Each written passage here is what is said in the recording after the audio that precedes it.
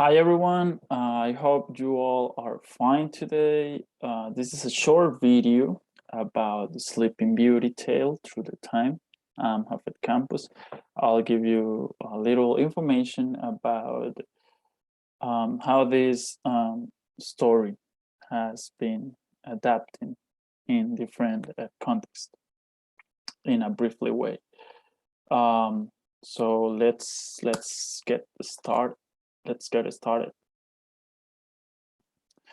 Well, to begin with, it is worth mentioning that the story has been adapted many times throughout history and has continued to be retold by modern storytellers throughout various media, books, movies, film, magazines, poems.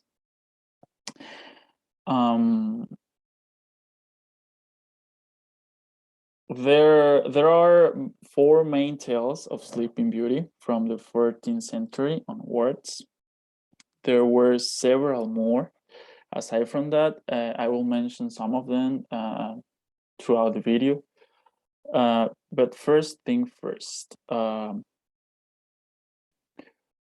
let's try to answer this question. How has Sleeping Beauty evolved and changed through time from its original form to contemporary times? Well, let's start with the first, let's say, main or one of the most relevant versions, even though it's one of the less known because, you know, Disney and everything.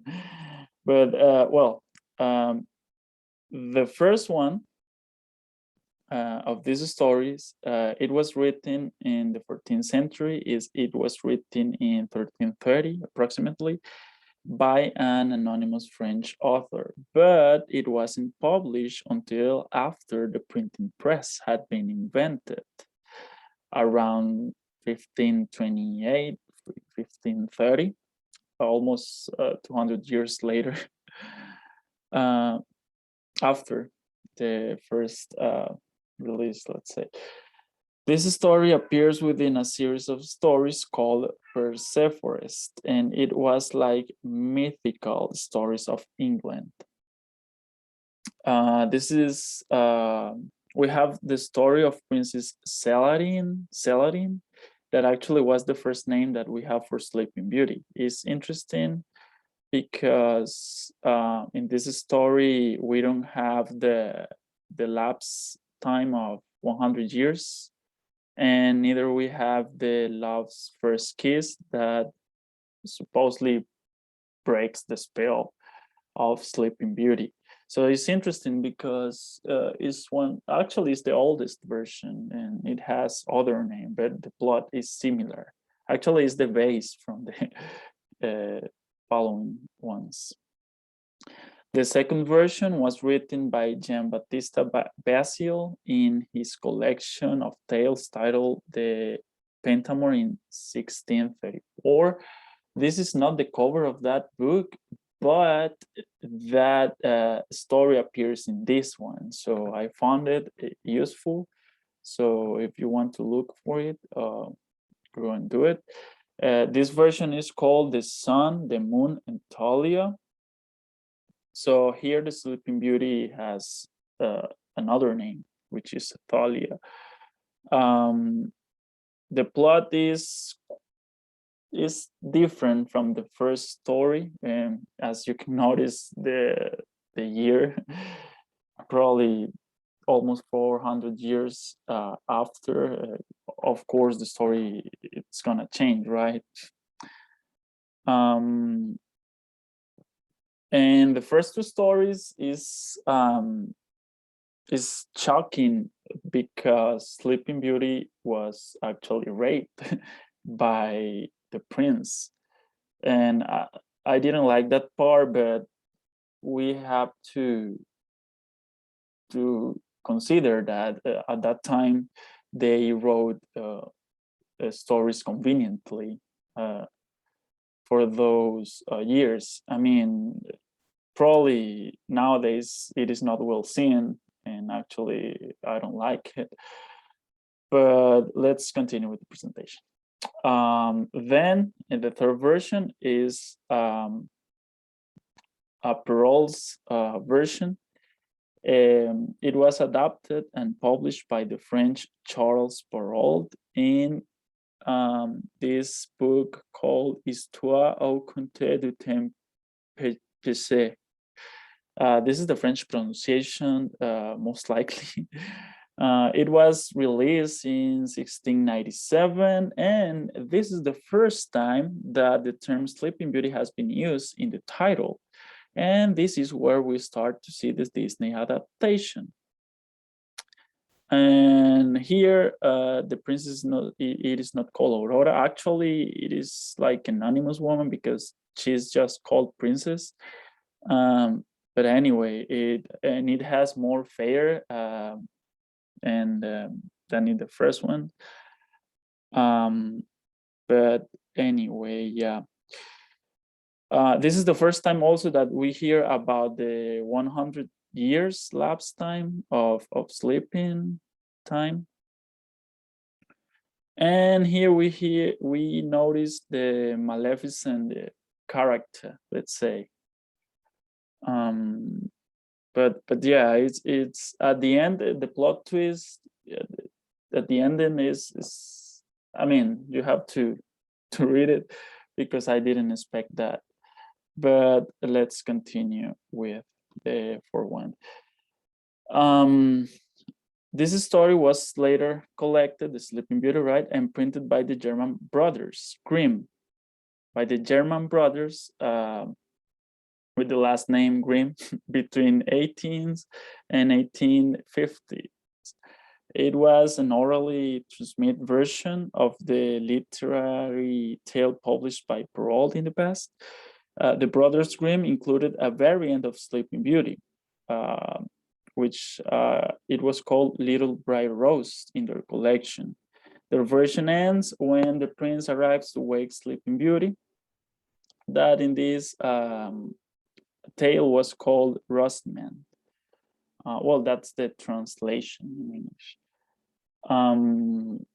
So yeah, then here we have the Sleeping Beauty, the version of Walt Disney. This was the movie, and well, it's pretty known. What can I say about it? What else?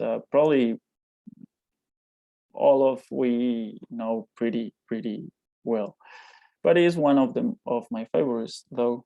Yeah, it actually is one of my favorites. Yeah, version. Yeah, go and watch it if you haven't. Then we have this recent book that is like a spin-off. Well, actually, it's a crossover between the Sleeping Beauty and Snow White. It is called The Sleeper and the Spindle, and it was wrote by Neil Gaiman. And it's like a feminist literature, let's say, because, you know, as the time has been changing also the literature and everything that we found on it. And I think it is important. And I would like to recommend you to move on with this kind of past literature. It is not that we cannot learn, but probably it is not well seen nowadays, the past versions, right? But yeah. Now we have this live action that it was released in 2014 called Maleficent. And Maleficent is represented as an evil fairy. Actually, she proclaimed herself as the mistress of all evil, who, after not being invited to the party when the Sleeping Beauty was born, she curses the infant princess Aurora to prick her finger on the spindle of a spinning wheel and die. Now, my point of view of this tale, well, it is worth mentioning that there are prior versions that involves poetry related to Norse and even Greek mythology, which is pretty interesting. However, I didn't include it here because I think that those are more like related to poetry. However, they were interesting, very interesting.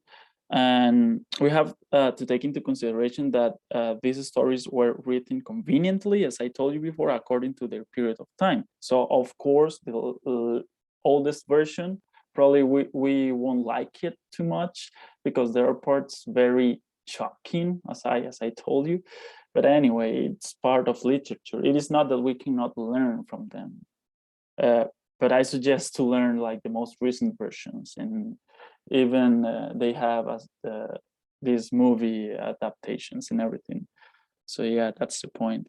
As I told you before, even though there are many different aspects in each of them, all of them has a moral to teach. Personally, I like the Disney version, but as I told you, all of them have their own special point of view. Um, Finally, well, this is the works cited.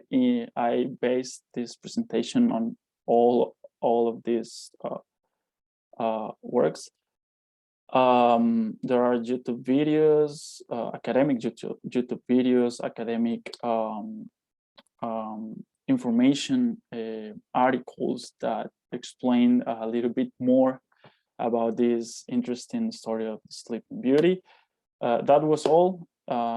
Unfortunately, the video is too short, but yeah, I hope you enjoy it and thank you for your attention. Bye.